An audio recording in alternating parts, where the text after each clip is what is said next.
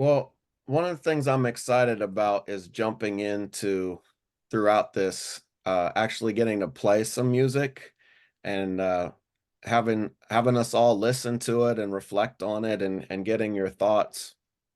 And so we'll do that in just a second. But our session was called History of Black Music, a Love Supreme. And so definitely wanted to reference John Coltrane, but also understand that his wife, Alice Coltrane, was also one of the most significant musicians who explored the connection between music and spirituality and jazz. And uh, I think that we often hear a lot less about Alice Coltrane.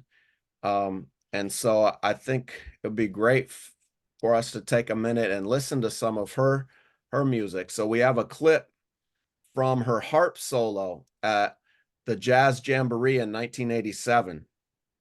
And then we'll talk on the other side of it.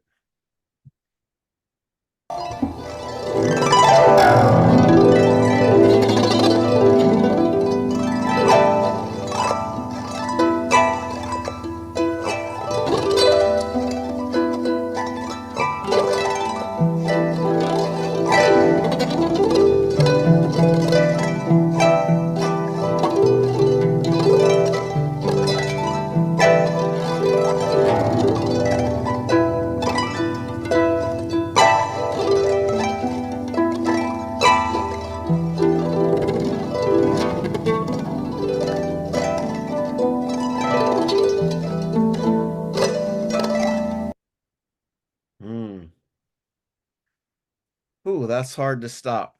I was hoping you could talk about the immense musical contributions of Alice Coltrane to jazz, to expanding jazz and free jazz, and also just the challenges that Black women face as they navigate racism and sexism in the music industry.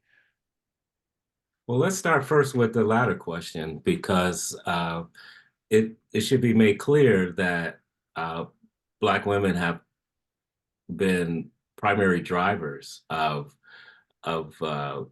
Black music making and Black music study and Black music criticism for a very long time.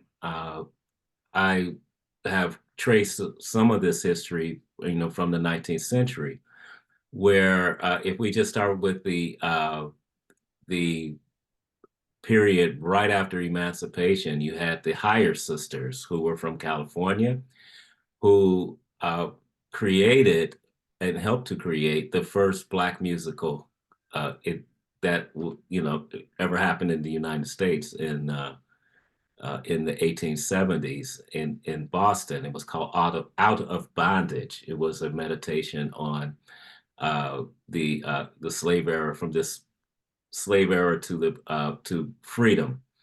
Mm, You had a time in the late 19th century where it was very much in vogue to have these Black operatic divas, these women who did concerts uh, singing Western art music. It was a vogue, that happened in the late 19th century. One of the greatest ones was Rita Jones, who traveled throughout the South America and the Caribbean in the 1880s and 90s as a very young woman. And she did not until about age 29. She started touring about age 18. She did not do anything close to minstrelsy, which was the prevailing popular music culture at that time. She didn't do anything with that until she said, "Well, I got to make some money," because the prima donna, the Black prima donna thing is waning. So she went and and made some money. So this has been a long thing, and not to mention all of the women who were music critics and music teachers and music activists and educators. So women have been a major driver of this story for many years. Now, so what happens to that scenario when you marry one of the most famous jazz musicians that that we know about, is that in the fact uh, Alice Coltrane was a full-blown bebop pianist when she met John Coltrane. So she already, because of her background in the church, she was, could do gospel music. She could do bebop. She was a phenomenal musician in and of herself. But she got together with John Coltrane, and she just decided that she would support his musical aspirations, including being a major force behind the spirituality that he embraced, uh, near the end of his life. And of course, she continued that work on her own. Yeah. Yeah, I mean, what a fascinating figure and in so many ways, from her just musical genius to her spiritual beliefs.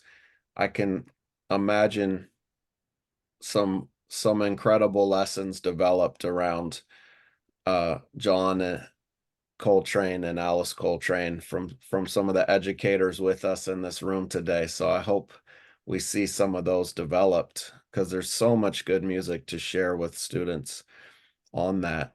And one of the things I think it would be important to talk about in that context is the fact that she's playing a harp.